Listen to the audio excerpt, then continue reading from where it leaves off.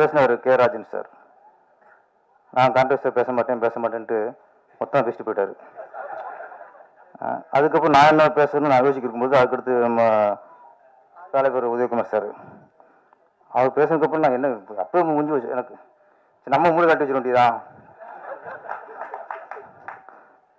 சிங்காரவளன் பொறுத்து அவர் டேஷ் பண்ண படத்தை மொக்க படம் சொன்னார்னா எவ்வளோ தைரியம் இருக்கும். நம்மளும் பார்த்து நம்ம கை தட்டி விசில் அடிச்சு அதை வெற்றி விட மாற்றிக்கணும். நம்ம எவ்வளோ முட்டாளம்ப. அவங்க புத்திசாலியா படத்தை வெற்றி படம் பார்க்க நம்மளாம் முட்டாளாம். நீங்களாம் அந்த படத்தை இப்போ விட்டுருக்கணும். அந்த மாதிரி படத்தை பண்ணி நீங்க இப்போ விடுங்க. நிறைய பேர் காத்திருக்காங்க. இப்போ கருவாடு கொண்டு வருவீங்கல்ல, அவன் வறுத்துருவான் கருவாடை. ஆமா, நல்ல வேலை எல்லாம் 20 வருஷம் முன்னாடி பண்ணிட்டீங்க. நீங்களாம் தப்பிச்சிட்டீங்க. பார்ட் 2 இருங்க. நீங்க வாங்க, பார்ட் 2 வாங்க, நாங்க பார்த்துட்டு வரோம். கலைஞானி கமலஹாசனை வச்சுக்கிட்டு உலக நாயகன் சொல்லக்கூடாதுட்டாரு. அது எப்படி சொல்றதுன்னு தெரியல. அப்படி பழகிட்டோமா. கேஹெச்சா ஒரு கேஹெச்ச வச்சுட்டு சிங்காரவளன் படத்தை சும்மா ஓடாது சார்.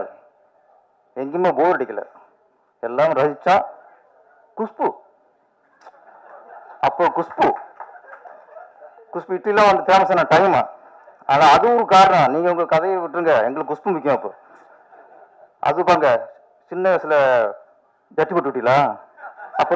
அப்புறம் ஓடாது. அது போட்டு குழந்தை குஷ்புக்கு ஜட்டி போட்டுப்பாரு. பார்த்தோம் பூரா அந்த குழந்தைய பார்க்கல, குஷ்பா பார்த்துட்டான். அப்புறம் வெட்டி அடையாது.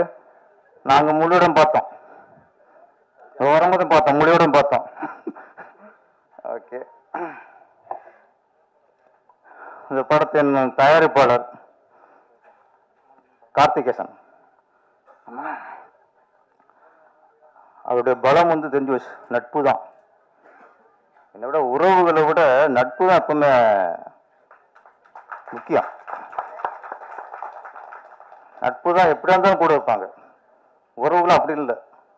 நல்லா இருந்தால் கூட இருப்பாங்க, நல்லா இல்லைன்னா குழி தோடிடுவாங்க. அந்த அளவுக்கு உறவு. இந்த நட்பு இன்னைக்கு நட்பு தான் வந்திருக்கான்னு நினைக்கிறேன்.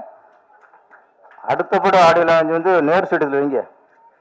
அந்த அளவுக்கு நட்பு வட்டாரம் கூடணும். ஒரு போராட்டம். ஒரு 25 வருஷமா சினிமா நேசிக்கிறவங்க தான் வரும் சார். இது ஒரு வியாபாரமா பார்த்தாலோ இல்லை ஒரு ஒரு ஒரு மோகமா பார்த்தாலும் இத்தனை வருஷம் கழிச்சு ஜெயிக்க முடியாது. அதுக்கு ஒரு சினிமா நேசிக்கணும், லவ் பண்ணணும். அதை இங்கே லவ் பண்ணியிருக்கிய, நீ லவ் பண்ணாலும் சினிமா கொண்டு வந்துடும் எங்களுக்கு.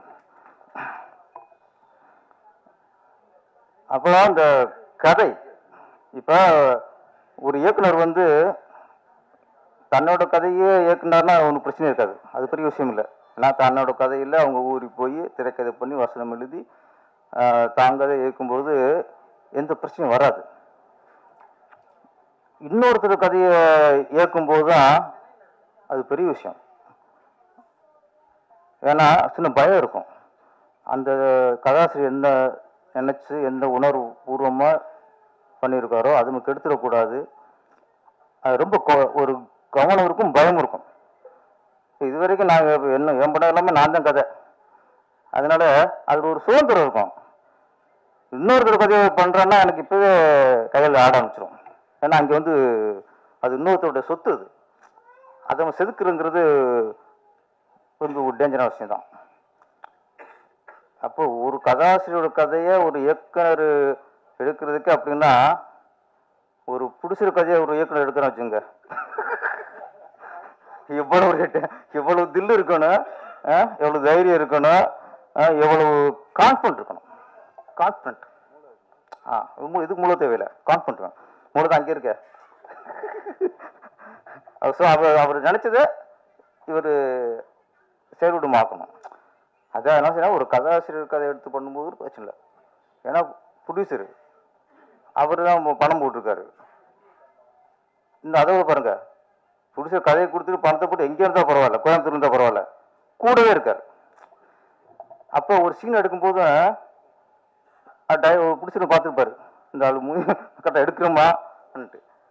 அது உண்மையிலே இது புது அனுபவம் தான் அவருக்கு, நம்ம மணிமூர்த்திக்கு. அதனால் இங்கேயே நீங்கள் பாஸ் ஆகிட்டீங்க. ஏன்னா இருக்கிறதே சந்தோஷமாக உட்காந்து யாருன்னா பிடிச்சதுதான். நல்லா சிரிச்ச முகமாக ஒரு வினிச்சக்கரவர்த்தி மாதிரி. ஆமாம், ரைட்டில் பார்க்கும்போது அப்படி டக்குனு வினிச்சக்கரவர்த்தி எங்களுக்கு ஞாபகம் வந்துச்சு. ப்ரொடியூசரு, டைரக்டர் எல்லாருமே, ஹீரோ எல்லாருமே, ஹீரோயின் எல்லாருமே ஹாப்பியாக இருக்காங்க. இதுன்னு தெரிஞ்சு வச்சு படம் நல்லா வந்திருக்குன்ட்டு. நீங்கள் தான் ஓகே. அவர் கதை ஒரு திரைக்கதை. ஆமாம், இங்கே ஒரு விஷயம் நல்ல விஷயம் நடந்துச்சு. ப்ரொடியூசர் பேசும்போதும் சரி, இயக்குனர் பேசும்போதும் சரி, கதாநாயகன் பேசும்போதும் சரி, கதாநாயகி அனுசுயா, நான் கரெக்டாக பேர் வச்சுட்டேன், வச்சுருக்கேன், நீங்கள் தான் மறந்துட்டிய. எஜமான் என்ன எஜமான்?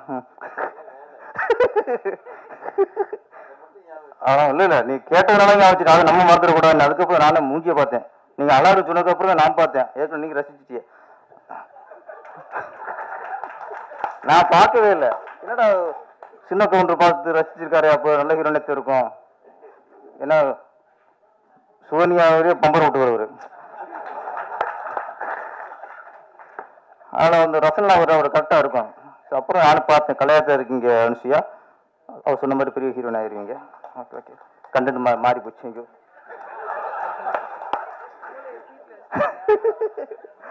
ஏன்னா எல்லாம் பேசும்போது ஒரு விஷயம் நீங்க பார்த்துட்டு சொல்லுங்க, படத்தை நீங்க பார்த்துட்டு சொல்லுங்க, நீங்க பார்த்துட்டு வெற்றியடைய வைக்கிங்க. நாங்கள் இந்த மாதிரி அவர் கதையை நான் முடிச்சாலும் நான் பண்ணியிருக்கேன். எல்லா பொறுப்பையும் மக்கள்கிட்ட விட்டாங்க, ரசிகர்கிட்ட விட்டாங்க. நாங்கள் அப்படி பண்ணியிருக்கேன், இப்படி பண்ணியிருக்கேன், இது மாதிரி படம் வந்தது இல்லை அப்படின்னு கொஞ்சம் பில்டப் பண்ணியிருந்தேன்னா கொஞ்சம் டேஞ்சர் ஆகி போகலாம். அது இல்லை. அதனால தன்னடக்கம் தான் மனிதனுக்கு மிகப்பெரிய வெற்றி.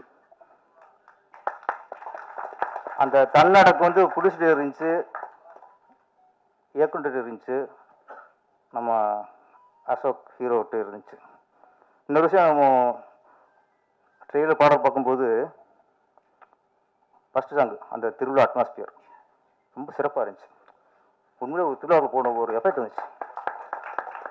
அது ஒரு இந்து கோயில் ஃபேக்டர். அதுக்கடுத்து எல்லாம் உள்ள அல்லான்ட்டு ஒரு பாடல் ஐயா பண்ணாரு, நல்லா பண்ணுங்க. அது ஃபுல்லாக பேக்டாப் பள்ளிவாசல், ஒரு இஸ்லாமிய பேக்டாப். அதுக்கப்புறம் டியூட் சாங், அங்கே இங்கே பார்த்தா சர்ச்சு தெரிஞ்சு, சிலுவை தெரிஞ்சு. அப்போ ஒரு 3 பாடலையுமே எங்களுக்கு எம்மதமும் சம்மதம்ட்டார் டைரக்டர். இந்துவில் காட்டாரு, இஸ்லாமியில் காட்டாரு, கிறிஸ்தவத்தையும் காட்டார். நான் சொன்னால் சினிமாவில் தான் சார் நம்ம எம்மதம் சம்மதங்கிறோம், எல்லா ஜாதியும் ஒன்றுங்கிறோம், சினிமா சொல்லிக்கிருக்கோம். ஏன்னா சினிமா இன்னைக்கு சினிமாக்காரன் தான் அதில் பொறுப்பாக இருக்கான். வெளியே போயிட்டா மதம் தான் இன்னைக்கு குழப்பத்த இடமா போச்சு, அரசியல் பண்ணுற இடமா போச்சு, ஜாதி தான் இன்னைக்கு அரசியல் பண்ணுற இடமா போச்சு. அந்த வகையில் நாங்களாம் சினிமாக்காரங்களில் ரொம்ப ரொம்ப பெருமை.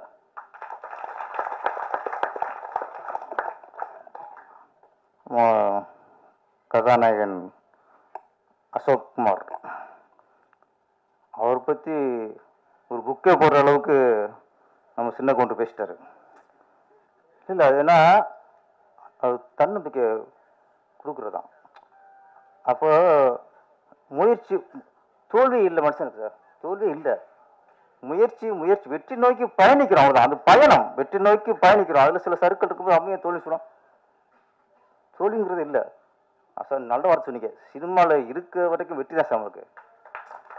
படம் பண்ணுறோம் பண்ணலை, ஏன்னா இப்போ திருப்பி உச்சத்துக்கு போகிறோம் போகல, அதனால இன்னைக்கு சினிமா ரசிகர்கள் நம்மளை ரசிக்கிறாங்களா, நம்மளை மதிக்கிறாங்களா? சினிமாக்காரன் மக்கள் ஒரு சினிமாக்காரனை ரசித்தாலே அவங்க வெற்றி தான். அந்த அந்த மதிப்பை நம்ம ஏற்படுத்திக்கணும், அவ்வளோதான்.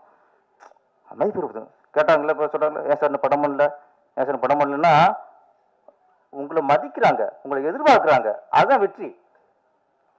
இவெல்லாம் படம் பண்ண வந்துட்டான்னா முடிஞ்சு. படம் பண்ண போறியா திரும்புமா அப்படின்னா அது அந்த பேரும் வாங்கிடக்கூடாது. என்ன அங்கேதான் ஒரு இதாயிரும். அது வரைக்கும் எல்லாம் வெற்றி தான். அசோக்குமார் பொறுத்த வரைக்கும் சினிமாவில் ஒரு கஜினி முகமது வரும்.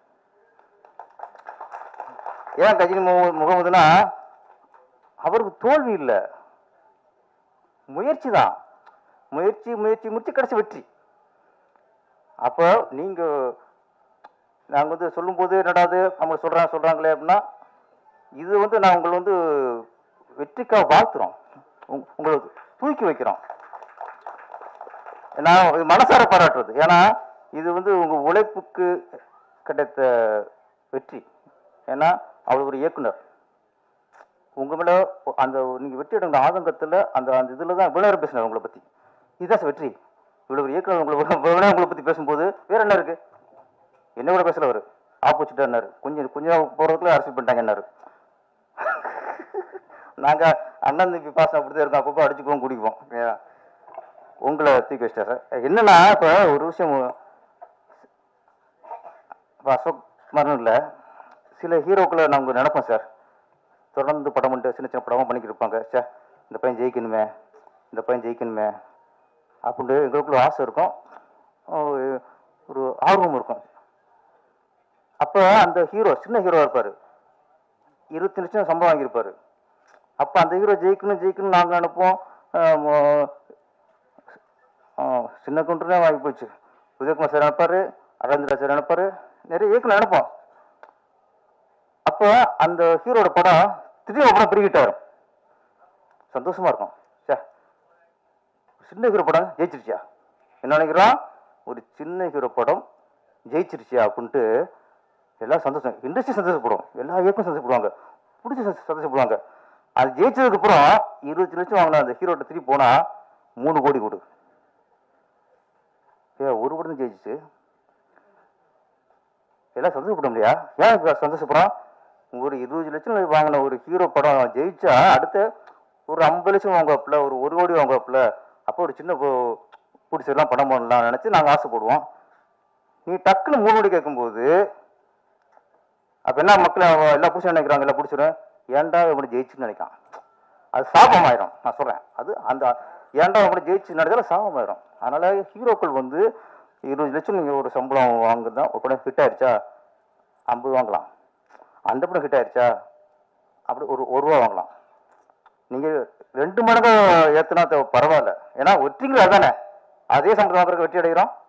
வெற்றிங்கிறது 2 மடங்கு வாங்கலாம், ஆக்கலாம். 10 மடங்கு ஆக்கும்போது தப்பா பேசுது. அப்போ அடுத்து ஒரு விட போச்சுன்னா 10 நிமிஷம் விட்டு ஓடிடுவாங்க, உனைய திருப்பி வீட்டு சும்மா இருக்கணும். அதாவது நாங்களாம் இண்டஸ்ட்ரி இயக்குனராக இருக்கட்டும், தயாரிப்பாளராக இருக்கட்டும், நாங்களாம் ஆசைப்படுறது சின்ன அசோக் நீங்க ஜெயிக்கணும் சத்தியம் ஆசைப்படுறோம். நாங்கள் சத்தியம் ஆசைப்படுறோம். இன்னைக்கு என்ன சம்பவம் தெரியாது எனக்கு. ஆனா ஒரு படம் ஹிட் ஆச்சுன்னா, இதே படம் பெரிய ஹிட் ஆயிடுச்சுன்னா நீங்க சம்பளத்தை படிப்படியா ஏற்றுங்க. அதே மாதிரி படிப்படியா இருக்கும். டக்கு நான் 20 வயசு வாங்கும்போது அடுத்து நீங்க 3 கோடி 4 கோடி கேட்கும்போது திருப்பி எப்படி சின்ன பிடிச்சி வருவான். அதுதான். ஆனா நீங்க ஜெயிக்கணும், படிப்படியா உங்க சம்பளம் உயரணும். நீங்களும் 100 கோடி சம்பளம் வாங்குற அளவுக்கு படிப்படியா உயரணும். மற்றபடி படம் லாரா இன்னொரு டாபிக் வேணாம், என்ன அது மாதிரி எல்லாம் சொல்லி பேசியாச்சு. ஒன்னே சில ரசிகர்களுக்கு சொல்லிக்கிறேன், ஒரு படம் சின்ன படமோ பெரிய படமோ பெரிய ஸ்டார் படமோ ரிலீஸ் ஆகட்டும். இப்போ பெரிய நடிகர்களோட படங்கள் வரும்போது அவங்க ரசிகர் இருப்பாங்க.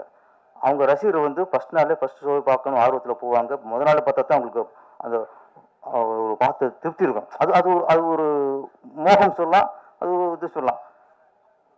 அந்த ஒரு நடிகரோட ரசிகர்கள் படம் பார்த்து வெளியே வரும்போது அந்த படம் ரொம்ப சுமாராக இருந்தாலும் சரி, சரியில்லாம் சரி, வெளியே வரும்போது கேட்டால் என்ன சொல்லுவாங்க, வேற லெவல், சூப்பர் அப்படின்னு வருவாங்க. ஏன்னா அந்த நடிகரோட ரசிகன் அவன். அவன் வெளியே வரும்போது சான்ஸே இல்லை, வேற லெவல் வருவான். எத்தனை பார்த்துருக்கோம். அப்போ அந்த படம் சரியில்லைனா கூட ஃபர்ஸ்ட் நாள் பார்த்ததுக்காக அவன் கொடுத்த காசை போச்சுன்னு நினைக்க மாட்டாப்புல, வந்துடுவான். அவன் பார்க்கட்டும், பிரச்சனை இல்லை. ஆனால் ஒரு ரசிகர் வந்து உன்னோட அந்த 200 மிகப்பெரிய விஷயம் தெரியுதுல்ல உனக்கு. அந்த நேரம் 3 மணி நேரம் அந்த தேட்டரில் உட்கார அந்த காலம் மதிப்புள்ளதாக இருக்குல்ல. ஒரு படம் வெளியே சரியில்லை, நான் வெளியே வந்துட்டு என் பணம் போச்சு, என் டைம் போச்சு, ஐயோ கொண்டு விட்டாங்களே, கொடுமைப்படுத்துறாங்களே, இப்படியும் போது நான் கேட்குறேன், நீ ஏன் முதல்ல அந்த படத்துக்கு போன? நீ உனக்கு 200 பெருசு, அந்த டைம் பெருசு. படம் சரியில்லைன்னா அப்படியே இது லைஃபே போன மாதிரி உன்னை கொடுமைப்படுத்த மாதிரி துடிக்கிற. நீங்கள் ஏன் சார் ஃபர்ஸ்ட் நாளில் ஃபர்ஸ்ட் ஷோவை நீ ஏன் போகிற? உன் படம் பெருசு, நான் என்ன பண்ணணும்? அந்த படம் நல்லா இருக்கா நல்லா இல்லையான்னு விசாரிச்சுட்டு போகணும்ல, விசாரிச்சு போகணும்ல. ஓன் தப்பு. இன்னைக்கு எத்தனை நீங்கள் வந்து எல்லா யூடியூப் சேனல்ஸ் நிறைய இருக்கு, ஃபுட்டு சில மாதிரி எல்லா இதையும் நீங்கள் நம்பிடக்கூடாது. சேனல்லையே நமக்கு தெரியும் எது தரமான சேனல், எது தரமாக விமர்சனம் பண்ணுது. ஏன்னா சினிமாவும் அரசியலும் விமர்சனத்துக்கு உட்பட்டது. நாங்கள் என்ன ஒன்று சினிமாவில் விமர்சனம் போது உங்களை தூக்கி கைது பண்ணி உள்ள வைக்க முடியாது, அரசியல் பண்ணி விடுவாங்க, நாங்கள் பண்ண முடியாது. அதனால் இது நீங்கள் வந்து படம் பார்க்கும்போது தெரிஞ்சுட்டு போங்க தயவுசெய்து. இல்லை ஃபர்ஸ்ட் நாள் பார்க்க போங்கன்னா சும்மா வந்து படம் சரியில்லை சரின்னு ஒரு 4 மணி சொல்லிட்டு வந்துடுங்க. இங்கே பாதிக்குது.